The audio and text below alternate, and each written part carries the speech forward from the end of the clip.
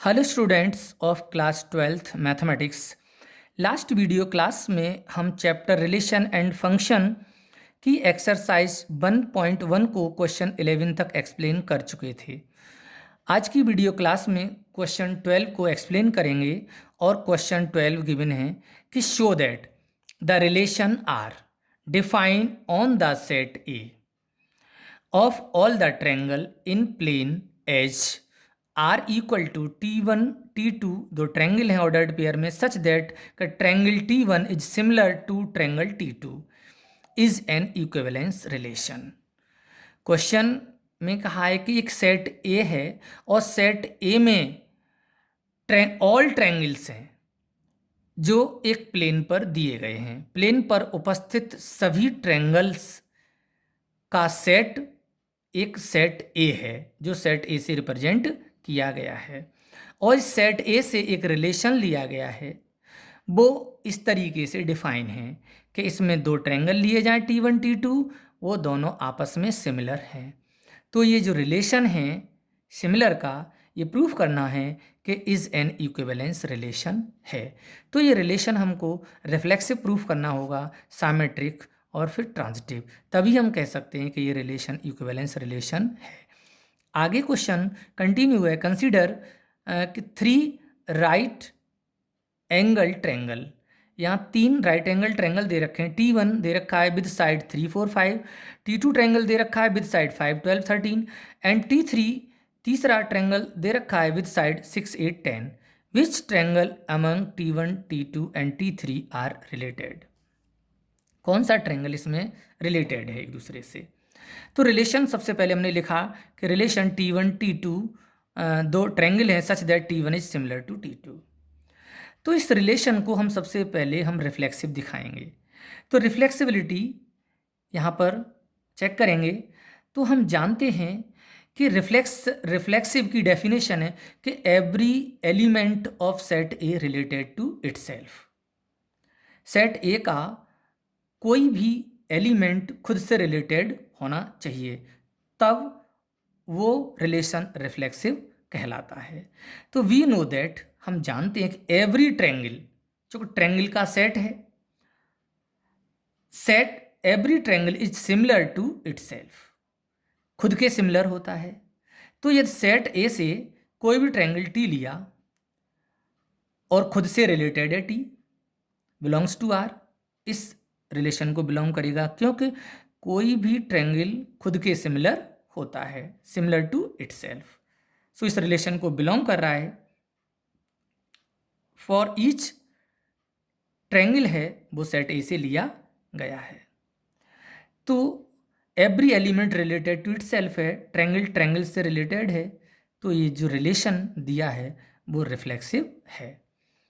Symmetry check करने के लिए हमने दो ट्रायंगल सेट ए से लिए T1 T2 ऑर्डर्ड पेयर लिया है सच दैट कि बिलोंग्स टू आर, इस रिलेशन को बिलोंग कर रहा है। Then T1 T2 belongs to R, इस रिलेशन को बिलोंग कर रहा है, अर्थात T1 T2 दोनों सिमिलर होंगे, implies T1 is similar to T2, T1 T2 के सिमिलर होगा। तो हम ये भी कह सकते हैं कि T2 is similar to T1, T2 T1 के सिमिलर है। तो यहाँ पर implies T2 T1 belongs to same relation R. तो हम यहाँ पर देख रहे हैं कि T1 T2 बिलोंग कर रहा है आर को, और इम्प्लाइज T2 T1 भी सेम रिलेशन को बिलोंग कर रहा है। तो ये रिलेशन जो है वो सो आर इज साइमेट्रिक रिलेशन होगा। अब हम अगला ट्रांजिटिविटी चेक करेंगे। तो हमने सेट ए से 3 ट्रायंगल लिए T1 T2 T3 लिए सच दैट, ऐसे लिए हैं सेट ए से ट्रायंगल T1 T2 T3 कि T1 और T2 belongs to R, relation को बिलोंग करते हैं, अर्थात T1 और T2 दोनों सिमिलर हैं। T2 T3 भी सेम रिलेशन को बिलोंग करते हैं। Then T1 T2 belongs to R and T2 T3 belongs to R. So T1 is similar to T2, क्योंकि यहाँ गिवन है ये रिलेशन में कि T1 T2 इस रिलेशन को बिलोंग करेगा, तो T1 और T2 दोनों सिमिलर होंगे और T2 और T3 भी सिमिलर होंगे। तो यहाँ से क्लियर है कि T1 यदि T1 और T2 के सिमिलर है और T2 T3 के सिमिलर हो, यहाँ हम ये ले लें कि T1 T2 के सिमिलर है और T2 T3 के सिमिलर है, तो T1 और T3 भी सिमिलर होंगे। तो यहाँ हम लें कि T1 is similar to T2 and T2 is similar to T3। So clear है कि T1 और T3 भी सिमिलर होंगे। So T1 and T3 belongs to R। तो हम लेके चले थे कि T1 और T2 इस रिलेशन को बिलोंग कर रहा है एंड T2 एंड T3 भी सेम रिलेशन को बिलोंग कर रहा है, इम्प्लाइज T1 और T3 भी सेम रिलेशन को बिलोंग कर रहा है। तो ये जो रिलेशन है वो रिफ्लेक्सिव है। तो दिया हुआ रिलेशन ट्रांजिटिव है, दिया हुआ रिलेशन ट्रांजिटिव है। तो हमने देखा कि जो रिलेशन गिवन है वो रिफ्लेक्सिव भी है, साइमेट्रिक भी है और ट्रांजिटिव भी है। Hence R is an equivalence relation. अब हम ट्रायंगल पर विचार करें। हम जानते हैं थेल्स थ्योरम है, थेल्स थ्योरम में दिया गया है कि दो ट्रायंगल सिमिलर कहलाते हैं यदि उनकी करस्पॉन्डिंग साइड का रेशियो बराबर होता है। तो हमने यहाँ लिखा है कि ट्रायंगल T1 और T3, हम साइडों पर विचार करें इस पर, तो be observe that the corresponding angles are equal and the corresponding sides are proportional. उनकी करस्पॉन्डिंग साइड्स भी प्रोपोर्शनल हैं। क्यों देखें हम कि जो ट्रायंगल 1 है जिसमें साइड 3, 4, 5 हैं और ट्रायंगल T3 है जिसमें 6, 8, 10 है, तो 3/6 1/2 होगा, 4/8 1/2 होगा, 5/10 1/2 होगा। तो 3/6 4/8 = 5/10। तो करस्पॉन्डिंग साइड्स आर प्रोपोर्शनल हैं, hence T1 and T3 are related, क्योंकि ये इसी रिलेशन को बिलोंग कर रहे हैं। क्योंकि ये जब इस तरीके के दोनों ट्रायंगल्स हैं T1 T2, अर्थात दोनों ट्रायंगल सिमिलर कहलाएंगे।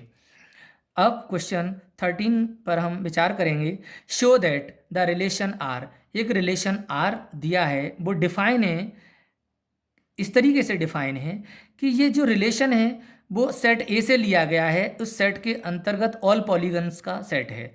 ऑल पॉलीगन्स के सेट A से एक रिलेशन R लिया गया है और वो R कुछ इस तरह डिफाइन है कि R इक्वल टू जो पॉलीगन लिया गया है सेट ए से P1 और P2 दो लिए गए हैं पॉलीगन, वो सच दैट ऐसे हैं कि polygon P1 and polygon P2 have the same number of साइडों की संख्या पॉलीगन 1 और पॉलीगन 2 के बराबर है। आप जानते हैं पॉलीगन मीन्स बहुभुज।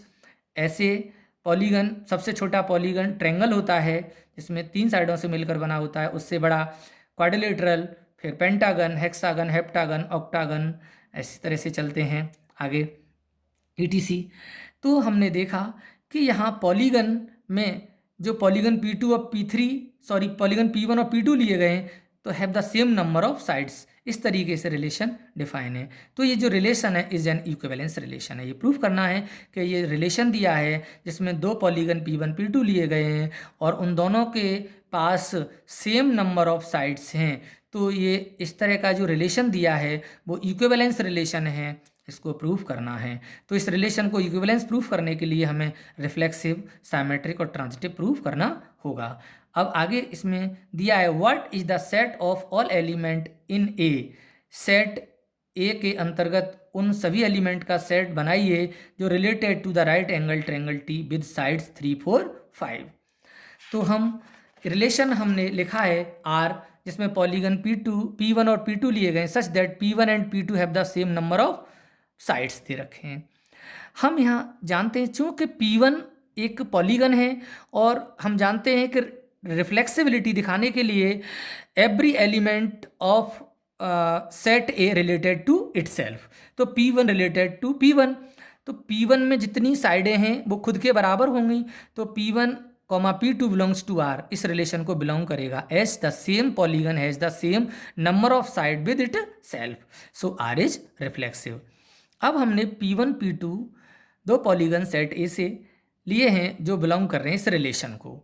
जब इस रिलेशन को बिलोंग कर रहे हैं तो उनके पास नंबर ऑफ साइड्स इक्वल होंगी, तो P1 and P2 have the same number of sides.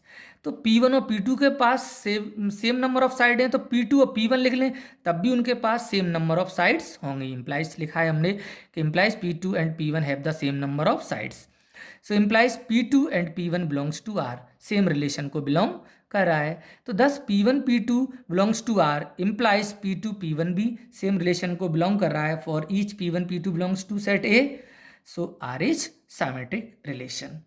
अब नाउ लेट P1 P2 और P2 और P3 मान लो इस रिलेशन को बिलोंग कर रहे हैं, तो यहाँ पर P1 और P2 में नंबर ऑफ साइड्स सेम होगा, एंड आल्सो P2 और P3 में भी नंबर ऑफ साइड्स सेम होगा, have the same number of sides. तो क्लियर है यहाँ से कि P1 और P3 भी have the same number of side, P1 और P3 में भी सेम साइड्स होंगी, implies P1 P3 belongs to same relation. तो मैंने लिखा है यहाँ P1 P2 and belongs to relation and P2 P3 भी सेम रिलेशन को बिलोंग कर रहे हैं, इम्प्लाइज P1 और P3 भी सेम रिलेशन को बिलोंग कर रहा है। For each P1 P2 P3 belongs to A, so ये रिलेशन आर इज ट्रांजिटिव है। तो दिया हुआ रिलेशन रिफ्लेक्सिव भी है और साइमेट्रिक भी है और ट्रांजिटिव भी है, hence R is an equivalence relation. अब आगे कंटिन्यू था क्वेश्चन कि यहाँ लिखा था कि what is the set of all element in A related to the right angle triangle T with side 3, 4 and 5। तो मैंने यहाँ लिखा है the element in A, set A के वे सभी element related to the right angle triangle, मतलब right angle triangle से रिलेटेड है with side 3, 4, 5 are those polygon, set A के वे सभी पॉलीगन विच हैव 3 साइड्स, क्योंकि तभी रिलेटेड हो पाएंगे क्योंकि 3, 4, 5 साइड्स जो दे रखी हैं ट्रायंगल की, तो वो 3 साइड का पॉलीगन है। तो वे सभी पॉलीगन सेट ए के में से निकाले गए हुए सभी पॉलीगन का सेट लेंगे जिनकी 3 साइडें हैं, since triangle is the polygon with 3 sides होता है, hence the set of all element in set A is related to triangle is the set of all triangle. Set A से सभी ट्रायंगल का सेट निकाला जाएगा, वो इस 3, 4, 5 मेजर वाले ट्रायंगल से रिलेटेड होगा, अर्थात 3 साइड्स से रिलेटेड होगा, क्योंकि यहाँ पर नंबर ऑफ साइड्स की बात हो रही है, न कि राइट एंगल ट्रायंगल की। राइट एंगल ट्रायंगल उसने कंफ्यूज करने के लिए दिया है। थैंक्स।